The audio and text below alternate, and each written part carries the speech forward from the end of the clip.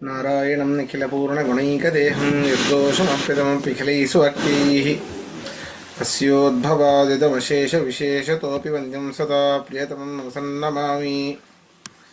ಕೃಷ್ಣಾಯ ವಾಸುದೇವಾಯ ಹರಯೇ ಪರಮಾತ್ಮನೇ ಪ್ರಣತಃ ಕ್ಲೇಶನಾಶಾಯ ಗೋವಿಂದಾಯ ನಮೋ ನಮಃ. ಅಭ್ರಮಂ ಭಂಗರಹಿತಂ ಅಜಡಂ ವಿಮಲಂ ಸದಾ ಆನಂದತೀರ್ಥಮತುಳಂ ಭಜೆ ತಾಪತ್ರಯಾಪಹಂ. ಪೃಥ್ವೀಮಂಡಲಮಧ್ಯಸ್ಥಾಃ ಪೂರ್ಣಬೋಧಮತಾನುಗಾಃ ವೈಷ್ಣವಾಃ ವಿಷ್ಣುಹೃದಯಾಃ ತಾನ್ನಮಸ್ಯೆ ಗುರೂನ್ ಮಮ. ತಪಸ್ವಾಧ್ಯಾಯ ಶುಶ್ರೂಷಾ ಕೃಷ್ಣಪೂಜಾರತಂ ಮುನಿಂ ವಿಶ್ವೇಶಂ ಇಷ್ಟದಂ ವಂದೇ ಪರಿವ್ರಾಟ್ ಚಕ್ರವರ್ತಿನಂ. ಶ್ರೀ ಗುರುಭ್ಯೋ ನಮಃ. ಹರಿ ಓಂ.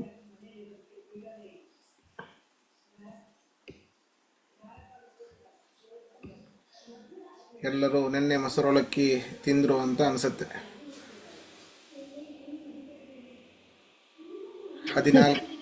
14ನೇ ಅಧ್ಯಾಯ 11ನೇ ಶ್ಲೋಕ.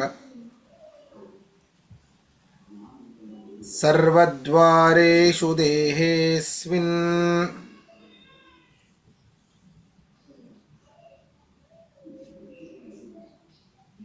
ಪ್ರಕಾಶ ಉಪಜಾಯತೆ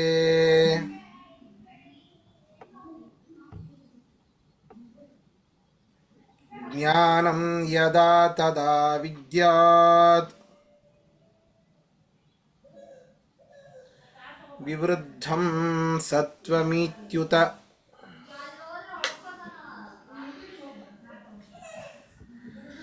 ಸತ್ವಾದಿ ಗುಣಗಳು ನಿನ್ನೆ ಹೇಳ್ದ ಕೃಷ್ಣ. ಸತ್ವಗುಣ ಜಾಸ್ತಿ ಆಯಿತು ಅಂತಾದರೆ ರಜೋಗುಣ ತಮೋಗುಣದ ಪರಿಣಾಮ ಕಡಿಮೆ ಆಗುತ್ತೆ, ಅದರ ಪ್ರಭಾವ ಜಾಸ್ತಿ ಆಗೋದಿಲ್ಲ. ರಜೋಗುಣ ಜಾಸ್ತಿ ಆದಾಗ ಈ ಸತ್ವಗುಣದ್ದು ತಮೋಗುಣದ ಪ್ರಭಾವ ಕಡಿಮೆ ಆಗತ್ತೆ, ಅರ್ಥಾತ್ ಅದರಿಂದ ಆಗುವಂತಹ ಕ್ರಿಯೆಗಳು. ತಮೋಗುಣ ಜಾಸ್ತಿ ಆದಾಗ ಸತ್ವಗುಣದ್ದು ರಜೋಗುಣದ್ದು ಅದರ ಪ್ರಭಾವ ಕಡಿಮೆ ಆಗತ್ತೆ ಅಂತ. ಹೌದು, ಸತ್ವಗುಣ ದೇಹದಲ್ಲಿ ಜಾಸ್ತಿ ಆದಾಗ ಏನು ಪರಿಣಾಮಗಳಾಗತ್ತೆ ಅನ್ನೋದನ್ನ ಈ ಒಂದು ಶ್ಲೋಕದಲ್ಲಿ ಹೇಳ್ತಾ ಇದ್ದಾನೆ. ಸರ್ವದ್ವಾರೇಷು ದೇಹೇಸ್ಮಿನ್ ಪ್ರಕಾಶ ಉಪಜಾಯತೆ. ಜ್ಞಾನೇಂದ್ರಿಯಗಳಿಗೆ 5 ದ್ವಾರಗಳಿವೆ. ಜ್ಞಾನೇಂದ್ರಿಯಗಳು 5, ಅದಕ್ಕೆ ಇರುವಂತಹ ದ್ವಾರ 5. ಹೌದಾ? ಆದ್ದರಿಂದ ಈ ನಮ್ಮ ಶರೀರದಲ್ಲಿ ಇರುವಂತಹ ಶ್ರೋತ್ರಾದಿ ಎಲ್ಲ ದ್ವಾರಗಳಲ್ಲೂ ಅವುಗಳಿಗೆ ಬೇಕಾಗಿರುವಂತಹ ಶಬ್ದಾದಿ ಜ್ಞಾನ ರೂಪವಾದ ಪ್ರಕಾಶ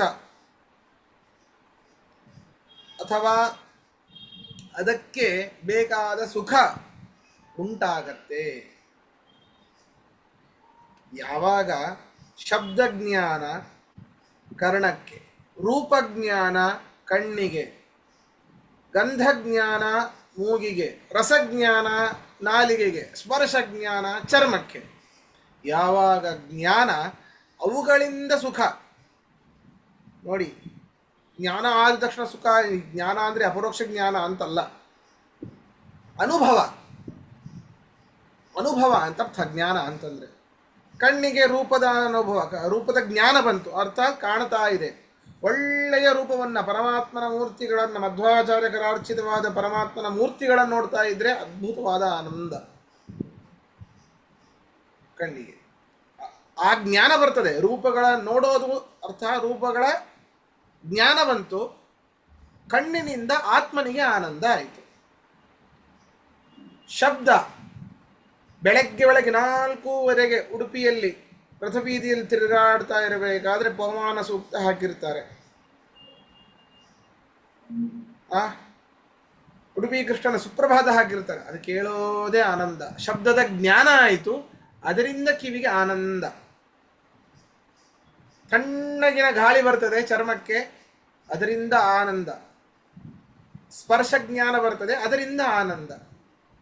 ಒಳ್ಳೆಯ ಸವಿಯಾದ ಒಂದು ವಸ್ತು ಬಾಯಲ್ಲಿ ಇಡ್ತೇವೆ, ಅದರ ಜ್ಞಾನ ಬಂತು, ಅದರಿಂದ ಆನಂದವಾಯಿಗೆ. ಸುಗಂಧ ಕರ್ಪೂರದ ಕೇಸರಿ ಯುಕ್ತವಾದ ಗಂಧದ ಒಂದು ಸುವಾಸನೆ ಬರ್ತದೆ, ಅಥವಾ ನಾಗಸಂಪಿಗೆ, ಪಾರಿಜಾತ ಇತ್ಯಾದಿ ಹೂಗಳ ಸುಗಂಧ ಬರ್ತದೆ. ಅದ್ಭುತವಾದ ಆನಂದ. ಈ ರೀತಿ ಸದಾಕಾಲ ಐದೂ ಜ್ಞಾನೇಂದ್ರಿಯಗಳಲ್ಲಿ ಯಾವಾಗ ಉಂಟಾಗುತ್ತೋ ಜ್ಞಾನ, ಅದರಿಂದ ಆಗುವಂಥ ಸುಖ ಯಾವಾಗ ನಮಗೆ ಉಂಟಾಗುತ್ತೋ, ಐದೂ ಇಂದ್ರಿಯದಿಂದ ಆಗಬೇಕು, ಬರೀ ಒಂದೊಂದೇ ಇಂದ್ರಿಯದಿಂದ ಅಲ್ಲ, ಯಾವಾಗ ಆಗುತ್ತೋ ಆವಾಗ ಸತ್ವಗುಣದ ಪರಿಣಾಮ, ಅದರ ಪ್ರಭಾವ ಜಾಸ್ತಿ ಆಗಿದೆ ನಮ್ಮಲ್ಲಿ ಅಂತ ಅರ್ಥ. ಹೇಗೆ ನಾವು ಐಡೆಂಟಿಫೈ ಹೇಗೆ ಮಾಡಿಕೊಳ್ಳೋದು? ನಮಗೆ ನಾವೇ ಡಾಕ್ಟರ್ ಆಗಬೇಕು ಅಂತ ಹೇಳ್ತಾ ಇದ್ದಾನೆ. ಎಲ್ಲಿದೆ? ಒಂದು ಸುಖವಾಗಿದೆ, ಇನ್ನೊಂದು ನೋವು, ಅದು ಮುಗಿತಾ ಮತ್ತೊಂದು ನೋವು. ಎಷ್ಟು ನೋವುಗಳು, ಎಷ್ಟು ನೋವುಗಳು. ಈಗ ಒಳ್ಳೆ ಕೇಳ್ತಾ ಇದ್ದೇವೆ, ಆನಂದ ಆಗ್ತಿರ್ಬೋದು, ಗೊತ್ತಿಲ್ಲ, ಆನಂದ ಅಂತ ಅನ್ಕೊಳ್ತೇನೆ. ಆನಂದ ಆಗ್ತಾ ಇದೆ, ಶಬ್ದ ಜ್ಞಾನ ಬರ್ತಾ ಇದೆ, ಪರಮಾತ್ಮನೇ ಹೇಳಿರುವಂತಹ ಶ್ಲೋಕಗಳ ಜ್ಞಾನ ಬರ್ತಾ ಇದೆ, ಆನಂದ ಆಗ್ತಾ ಇದೆ, ಅದು ಆನಂದ.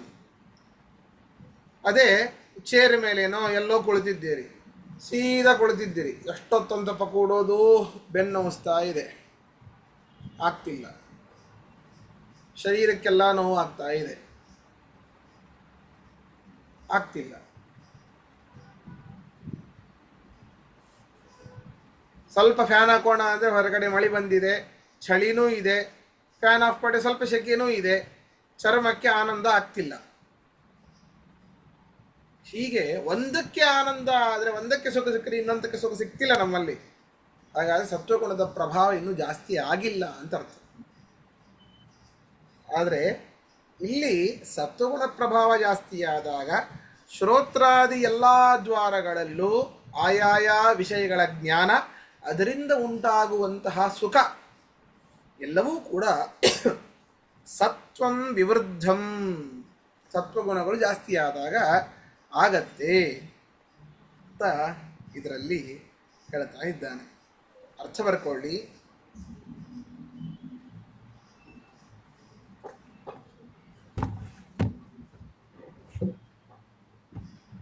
ಸರ್ವ ಅಸ್ಮಿನ್ ದೇಹೆ, ಈ ದೇಹದಲ್ಲಿ, ಅಸ್ಮಿನ್ ದೇಹೆ, ಈ ದೇಹದಲ್ಲಿ,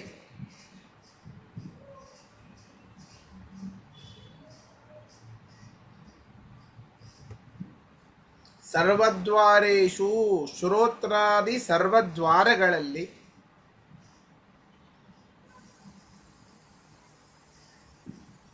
ಸರ್ವದ್ವಾರೇಷು ಶ್ರೋತ್ರಾದಿ ಸರ್ವದ್ವಾರಗಳಲ್ಲಿ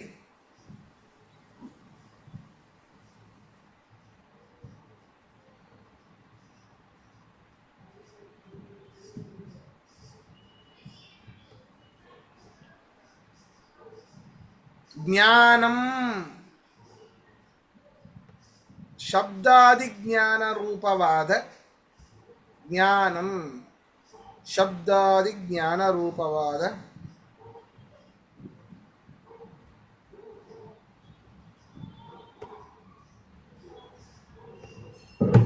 ಪ್ರಕಾಶ, ಪ್ರಕಾಶವು, ಪ್ರಕಾಶ, ಪ್ರಕಾಶವು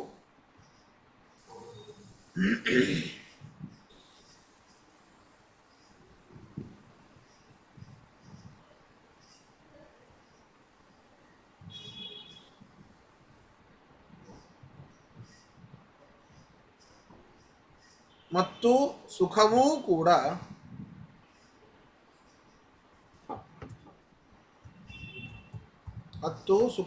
ಕೂಡ ಯದಾ, ಯಾವಾಗ, ಯದಾ, ಯಾವಾಗ,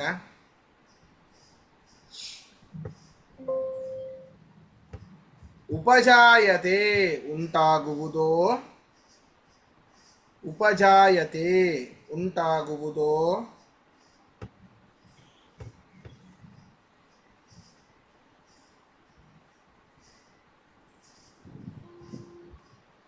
ತದಾ, ಆವಾಗ,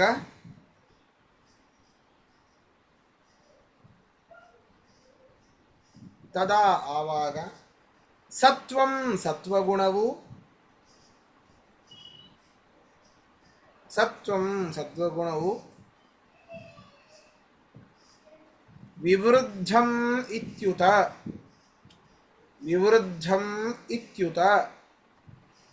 ಹೆಚ್ಚಾಗಿದೆಯೆಂದು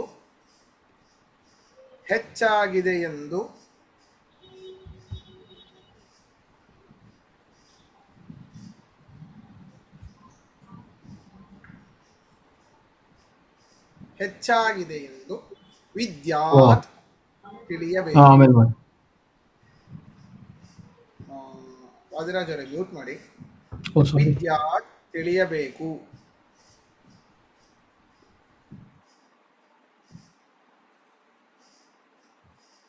ಪ್ರಶ್ನೆ ಇದ್ರೆ ಕೇಳಿ.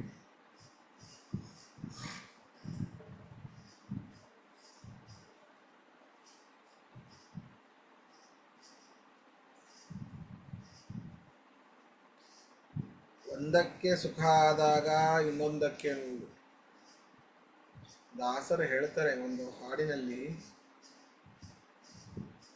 ನೋವು ತಾಳಲಾರೆ ಹರಿಯೇ ಕಾಯೋ ಎನ್ನನು ಕರುಣಾಳು ದೊರೆಯೇ, ಸೇವಕನ ಕೈ ಬಿಡುವುದು ಸರಿಯೇ ಮಾವನ ಕೊಂದ ಕೃಷ್ಣ ಮೂರುತಿಯೇ. ಎಂಥಿಂಥ ನೋವು, ಕಣ್ಣುಗಳಿಗೆ ಕಾಣದ ನೋವು, ಸಣ್ಣಾಗಿ ನೋಯಿಸುವಂಥ ನೋವು. ಕಣ್ಣುಗಳಿಗೆ ಕಾಣದ ನೋವು, ಸಣ್ಣಾಗಿ ನೋಯಿಸುವಂಥ ನೋವು. ಹುಣ್ಣುಗಾಯವು ಇಲ್ಲದ ನೋವು, ಹುಣ್ಣುಗಾಯವು ಇಲ್ಲದ ನೋವು. ಎಣಿಕೆ ಇಲ್ಲದ ಬಾಧಿಪ ನೋವು, ಎಣಿಕೆ ಇಲ್ಲದ ಬಾಧಿಪ ನೋವು. ಎಣಿಕೆನೇ ಇಲ್ಲ, ಅಷ್ಟು ನೋವುಗಳಿವೆ.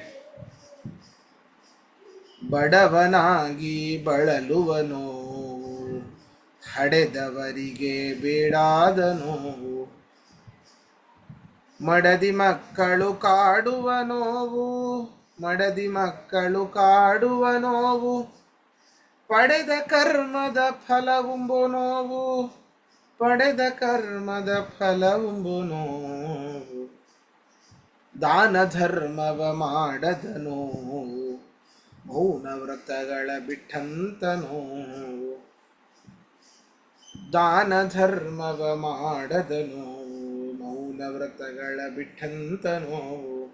ಹೀನ ಬುದ್ಧಿಯು ಹೆಚ್ಚಾದ ನೋವು, ಹೀನ ಬುದ್ಧಿಯು ಹೆಚ್ಚಾದ ನೋವು. ಹನುಮೇಶ ವಿಠಲನ ನೆನೆಯದ ನೋವು, ಹನುಮೇಶ ವಿಠಲನ ನೆನೆಯದ ನೋವು. ನೋವು ತಾಳಲಾರೆ ಹರಿಯೇ ಕಾಯೋ ಎನ್ನನು ಕರುಣಾಳು ದೊರೆಯೇ, ಸೇವಕನ ಕೈ ಬಿಡುವುದು ಸರಿಯೇ ಮಾವನ ಕೊಂದ ಕೃಷ್ಣ ಮೂರ್ತಿಯೇ. ನನಗನ್ಸುತ್ತೆ ದಾಸರೂ ಕೂಡ ಸತ್ವರಜಸ್ ತಮೋಗುಣಗಳ ಬಗ್ಗೆನೇ ಹೇಳಿದ್ದಾರೆ ಅಂತ.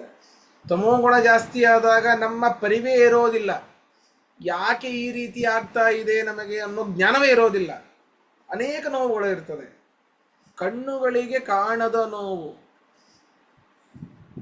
ಸಣ್ಣಾಗಿ ನೋಯಿಸುವಂಥ ನೋವು. ಹುಣ್ಣುಗಾಯವು ಇಲ್ಲದ ನೋವು, ಹುಣ್ಣಿಲ್ಲ, ಗಾಯ ಇಲ್ಲ, ಏನೇನೇನೂ ಆಗಿಲ್ಲ, ಆದರೂ ನೋವಾಗ್ತಾ ಇರ್ತದೆ. ಅದು ಅತ್ಯಂತ ಆ ವ್ಯಕ್ತಿಯಲ್ಲಿ ತಮೋಗುಣದ ಪ್ರಭಾವದಿಂದಲೇನೆ ಯಾವ ಸಿಂಪ್ಟಮ್ಸೂ ಇಲ್ಲ ಮೇಲ್ಗಡೆ, ಅದು ಒಳಗಿಂದ ಫುಲ್ಲು ಸಂಪೂರ್ಣವಾಗಿ ಶಿಥಿಲಗೊಂಡಿರ್ತಾನೆ ತಮೋಗುಣದವನು. ಅದೇ ರಜೋಗುಣ ಜಾಸ್ತಿ ಆದವನು ಬರೀ ಕರ್ಮಗಳಲ್ಲಿ, ಇದನ್ನೇ ಮೊನ್ನೆ ಹೇಳಿದ್ದೇವೆ, ರಜೋಗುಣ ಜಾಸ್ತಿ ಆದರೆ ಬರೀ ಕರ್ಮಗಳಲ್ಲಿ ಅಭಿಲಾಷೆ ಬರ್ತದೆ ಅವನಿಗೆ. ಕರ್ಮ ಏನು ಅಂದರೆ ಕ್ರಿಯೆಗಳು.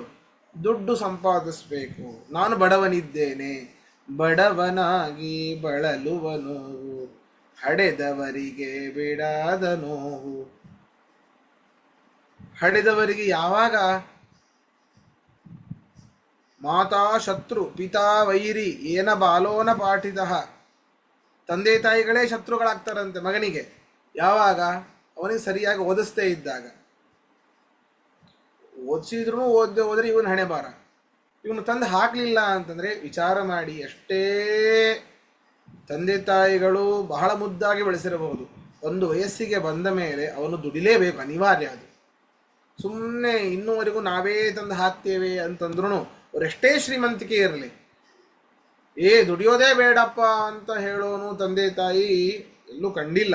ಆ ರೀತಿ ತಂದೆ ತಾಯಿ ಹೇಳ್ತಾರೆ ಅಂತಂದರೆ ಮಗನ ಹಿತವನ್ನು ಬಯಸ್ತಿಲ್ಲ ಅಂತ ಅರ್ಥ. ಅವರು ಒಂದು ವಯಸ್ಸಿಗೆ ಬಂದ ಅಂತ ನಾವು ದುಡಿದು ಮನೆಗೆ ತಂದು ಹಾಕಲೇಬೇಕು. ಆವಾಗ ಅವನಿಗೆ ಗೌರವಾದರಗಳು ಹೊರಗೆ ಅಂತೂ ಸಿಗೋದೇ ಇಲ್ಲ ಬಿಡಿ. ಅವನು ದುಡ್ಡು ತಂದು ಹಾಕದೇ ಹೋದರೆ ಮನೆಯಲ್ಲೂ ಕೂಡ ಸಿಗೋದಿಲ್ಲ ಆ ವ್ಯಕ್ತಿಗೆ.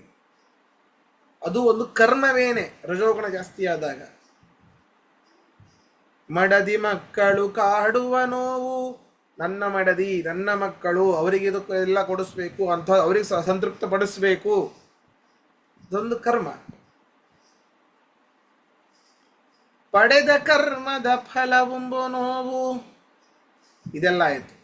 ಸತ್ವಗುಣ ಜಾಸ್ತಿ ಆದಾಗ ಅವನಿಗೆ ಆದರೂ ಸ್ವಲ್ಪ ಮನಸ್ಸಲ್ಲಿ ಇರ್ತದೆ. ನೋಡಿ, ಸಾತ್ವಿಕ ಚಿಂತನೆ ಅವನಲ್ಲಿ. ದಾನ ಧರ್ಮದ ಮಾಡದ ನೋವು, ಮೌನ ವ್ರತಗಳ ಬಿಟ್ಟಂತ ನೋವು. ದಾನ ಧರ್ಮ ಮಾಡ್ತಿಲ್ಲ ನಾನು, ಎಷ್ಟೋ ಕಡಿಮೆ ಆಗಿದೆ, ಸಾತ್ವಿಕ ಚಿಂತನೆ. ಮೌನ ವ್ರತಗಳು ಮಾಡ್ತಿಲ್ಲ, ಏಕಾದಶಿ ಉಪವಾಸಾದಿಗಳನ್ನು ಮಾಡ್ತಿಲ್ಲ. ಇಂಥ ಪರತತ್ವದ ಬಗ್ಗೆ, ಪರಮಾತ್ಮನ ಬಗ್ಗೆ ತಿಳ್ಕೊಳ್ಳೋದು ಎಷ್ಟಿದೆ. ಎಷ್ಟು ಅಜ್ಞಾನಿಯಾಗಿದ್ದೇನೆ ನಾನು.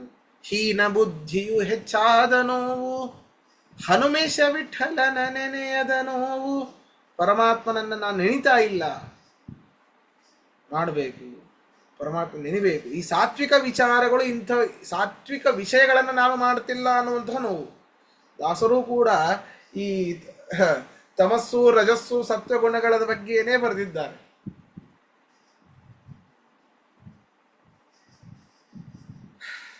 ಸರಿ, ರಜೋಗುಣ ಜಾಸ್ತಿ ಆದಾಗ ಏನಾಗತ್ತೆ ಅಂತ ಈ ಮುಂದಿನ ಶ್ಲೋಕದಲ್ಲಿ ನೋಡೋಣ.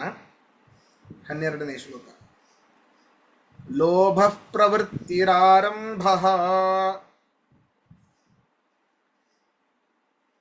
ಕರ್ಮಣಾಮಶಮಸ್ಪೃಹ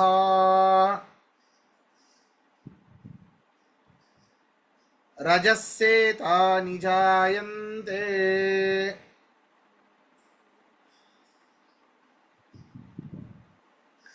ವಿವೃದ್ಧೇ ಭರತರ್ಷಭ. ಹೇ ಭರತರ್ಷಭ, ಭರತವಂಶ ಶ್ರೇಷ್ಠನೇ, ಇದು ರಜೋಗುಣ ಜಾಸ್ತಿ ಆಗಿದೆ ಅಂತ ಹೇಗೆ ಐಡೆಂಟಿಫೈ ಮಾಡೋದು? ಯಾವ ಬ್ಲಡ್ ಟೆಸ್ಟು ಬೇಕಾಗಿಲ್ಲ, ನೀವು ಮಾಡುವಂತಹ ಕ್ರಿಯೆಗಳಿಂದಲೇ ಗೊತ್ತಾಗ್ಬಿಡ್ತದೆ.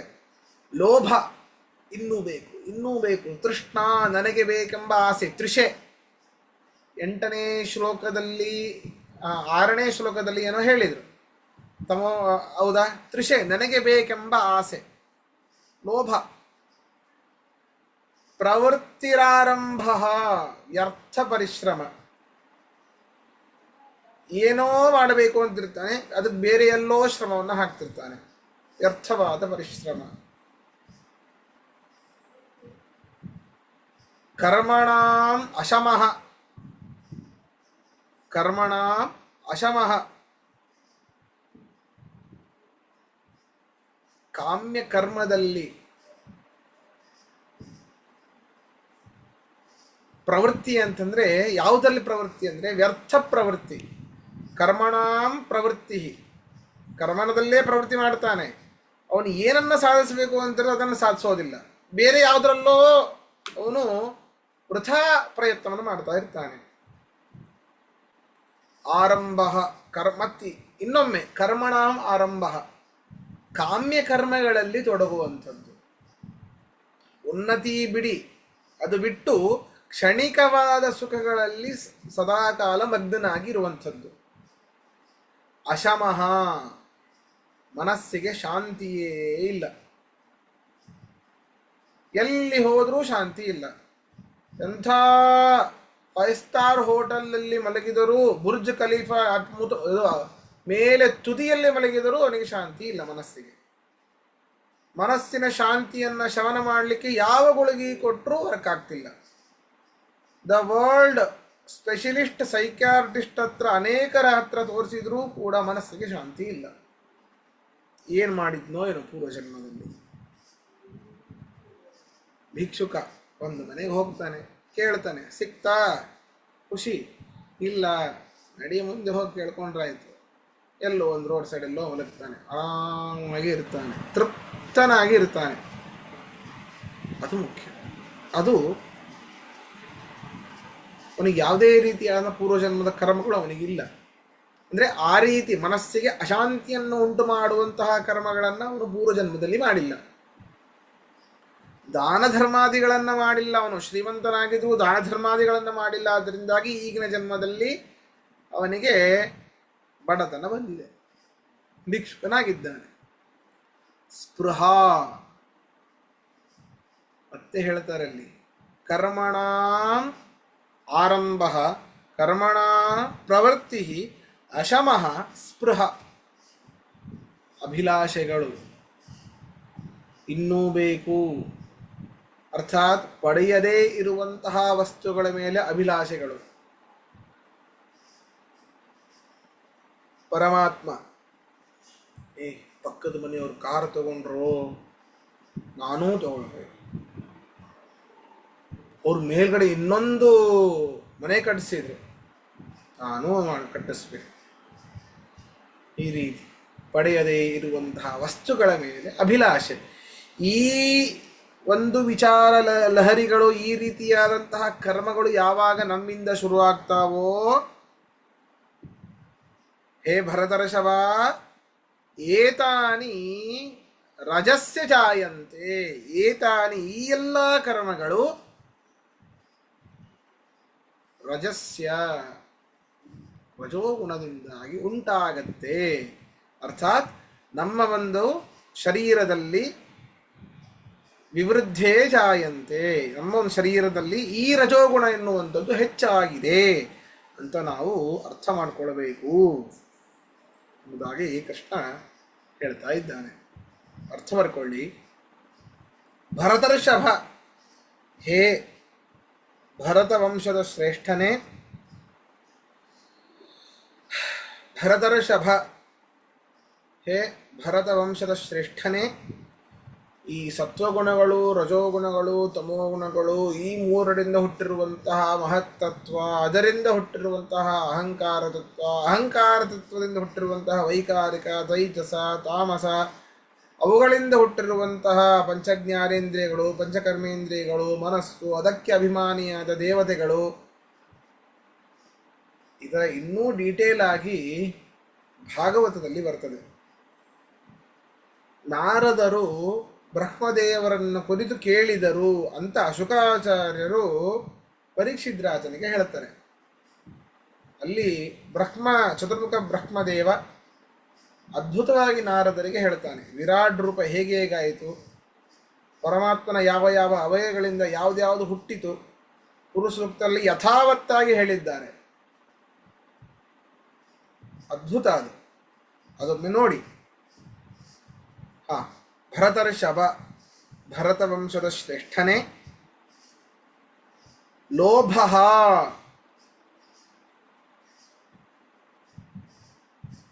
ಧನಾದಿಗಳನ್ನು ಬಿಡದಿರುವ ಬಯಕೆ. ಇಲ್ಲಿ ಬಿಡು, ಅವರಿಗೆ ಯಾಕೆ ಕೊಟ್ರಾಯ್ತು ಬೇರೆದು. ಕೆಲವೊಂದು ಮದುವೆಗೆಲ್ಲ ಹೋಗಿರ್ತೀವಿ, ಅವರೆಲ್ಲ ಸೀರೆ ಕೊಟ್ಟಿರ್ತಾರೆ. ಆ ಸೀರೆಗಳು ತಂದಿಟ್ಟು ಅದನ್ನು ಮತ್ತೊಬ್ರಿಗೆ ಕೊಡಬೇಕಂತ ಹೇಳಿನೇ ಇಟ್ಕೊಂಡಿರ್ತೀವಿ. ಮತ್ತೊಬ್ರಿಗೆ ಕೊಡುವಂಥ ಗಂಟೆ ಬೇರೆ ಚೆನ್ನಾಗಿದೆ, ಅದನ್ನು ನಮ್ಮನ್ನು ಸ್ವಲ್ಪ ಬೇಕಾದವರಿಗೆ ಕೊಡುವಂತಹ ಗಂಟು ಬೇರೆ, ನಮಗೇ ಇರುವಂತಹ ಒಂದು ಗಂಟು ಬೇರೆ. ಬೀಗರೂಟಕ್ಕೆ ಅನೇಕ ಭೋಗವು, ಜೊಳವು ಹೋಗರ ಬ್ರಾಹ್ಮಣರೆಲೆಯೊಳು, ಘಮನೆ ತುಪ್ಪವು ತಮ್ಮನೆಯವರಿಗೆ, ಘಮನೆ ತುಪ್ಪವು ತಮ್ಮನೆಯವರಿಗೆ, ಖಮ್ಮಟ್ಟು ದೇವ ಬ್ರಾಹ್ಮಣರಿಗೆ. ಇಷ್ಟೆಲ್ಲ ಮಾಡಿ ಬೇಡುವರೋ ಸುಖವ, ರಂಗಯ್ಯ ನಿನ್ನ ಬೇಡುವರೋ ಸುಖವ. ಇಷ್ಟೆಲ್ಲ ಮಾಡೋದು, ಮತ್ತೆ ಸುಖವನ್ನು ಕೊಡುವ ನಾರಾಯಣ ಅಂತ ಕೇಳೋದು. ಲೋಭ, ಧನಾದಿಗಳನ್ನ, ಆದಿ ಶಬ್ದೇನೆ ಇವೆಲ್ಲ, ಧನಾದಿಗಳನ್ನು ಬಿಡದಿರುವ ಬಯಕೆ. ಕರ್ಮಣಾಂ ಪ್ರವೃತ್ತಿ, ವ್ಯರ್ಥವಾದ ಪ್ರವೃತ್ತಿಗಳು. ಕರ್ಮಣಾಂ ಪ್ರವೃತ್ತಿ, ವ್ಯರ್ಥವಾದ ಪ್ರವೃತ್ತಿಗಳು. ಆರಂಭ, ಆರಂಭ ಶುರು ಮಾಡೋದು ಯಾವುದರಲ್ಲಿ? ಕಾಮ್ಯ ಕರ್ಮಗಳಲ್ಲಿ ತೊಡಗುವುದು. ಆರಂಭ, ಕಾಮ್ಯ ಕರ್ಮಗಳಲ್ಲಿ ತೊಡಗುವುದು. ಅಶಮಃ, ಮನದ ಅಶಾಂತಿ. ಅಶಮಃ, ಮನದ ಅಶಾಂತಿ. ಸ್ಪೃಹ, ಸ್ಪೃಹ, ಪಡೆಯದೇ ಇರುವ ವಸ್ತುಗಳ ಅಭಿಲಾಷೆ. ಪಡೆಯದೇ ಇರುವ ವಸ್ತುಗಳ ಅಭಿಲಾಷೆ.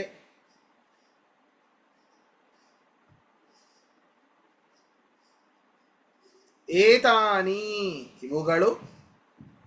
ಏತಾನಿ, ಇವುಗಳು.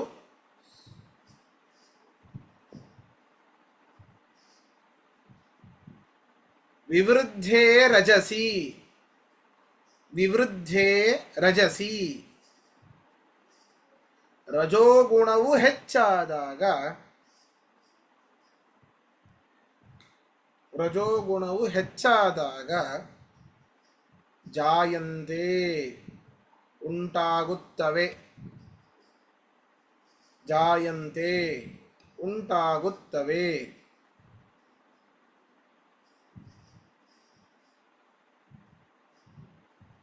ಪ್ರಶ್ನೆ ಇದ್ರೆ ಕೇಳಿ. ಹರೇ ನಮಃ. ಹಾ, ಪ್ರಶ್ನೆ ಇಲ್ಲ, ಒಂದು ಡೌಟು, ಪರಿಸ್ಥಿತಿ. ನೀವು ಹಿಂದಿನ ಪದ್ಯದಲ್ಲಿ ಹೇಳಿದ್ರಿ ದಾನ ಧರ್ಮ ಮಾಡಲಿಲ್ಲ ಅಂತ. ನಾವು ಹಾ, ನಿಜ. ನೀವು ಸಂಸಾರದಲ್ಲಿದ್ದಾಗ ದುಡಿತಾ ಇದ್ದೀರಿ, ಹಣ ಸಂಪಾದಿಸ್ತಾ ಇದ್ದೀರಿ, ಅದು ಮಠಕ್ಕೆ ಇವ್ರಿಗೆಲ್ಲ ಅಭ್ಯಾಸ ಆಗೋಗಿದೆ. ದಾನ ತಗೊಂಡು ಇಸ್ಕೊಂಡು ಅಜೀರ್ಣೋದ್ಧಾರ ಮಾಡಬೇಕು, ಇನ್ ಮತ್ತೊಂದು ಮಾಡಬೇಕು, ಎಲ್ಲ ಸರಿ ಮಾಡಿದ್ವಿ, ಸಂತೋಷ. ಈಗ ವನಪ್ರಸ್ಥದಲ್ಲಿ ನಾವು ರಿಟೈರ್ಡ್, ಆಗ ಉದ್ಯೋಗ ಎಲ್ಲ, ಪೆನ್ಷನ್ ನಲ್ಲಿ ಏನ್ ಕೆಲಸ ಆಗುತ್ತೆ? ಬರ್ತಾರೆ ಕೃಷ್ಣಾಚಾರ್ಯ ಬನ್ರಿ ಇಲ್ಲಿ ಸ್ವಲ್ಪ ಜೀರ್ಣೋದ್ಧಾರ ಮಾಡಬೇಕು. ಅವಾಗ ಏನ್ ಮಾಡೋದು ಗೋವಿಂದ? ಅವಾಗ ನೀವು ಎಷ್ಟು ಮಾಡಿದ್ರು ಸಾಕಾಗಲ್ಲ ಅವ್ರಿಗೆ, ಯಾಕಂದ್ರೆ ನೀವು ಹಿಂದೆ ಮಾಡಿದ್ದು ಅವ್ರಿಗೆ ಜ್ಞಾಪಕ ಇರುತ್ತೆ. ಅವಾಗ ಹಂಗ್ ಮಾಡ್ತಾ ಇದ್ವಿ, ಇವಾಗ ಹೆಂಗೆ ಯಾಕೆ ಮಾಡ್ಕ? ಈಗ ನಾವು ರಿಟೈರ್ಡ್, ನಮ್ಗೆ ಉದ್ಯೋಗನೇ ಇಲ್ಲ ಅಷ್ಟೇ. ಧನ್ಯವಾದ. ಸರಿ. ಹಾಗಾದ್ರೆ ಮತ್ತೆ ಸೂತ್ರ ಭಾಷ್ಯ ಪಾಠಕ್ಕೆ 9 ಗಂಟೆ ಸಿಗೋಣ. ಈಗಿನ ಪಾಠ ಮುಗಿಸೋಣ. ಶ್ರೀಕೃಷ್ಣ ಅರ್ಪಣಮಸ್ತು. ಮಧ್ವೇಶ ಅರ್ಪಣಮಸ್ತು.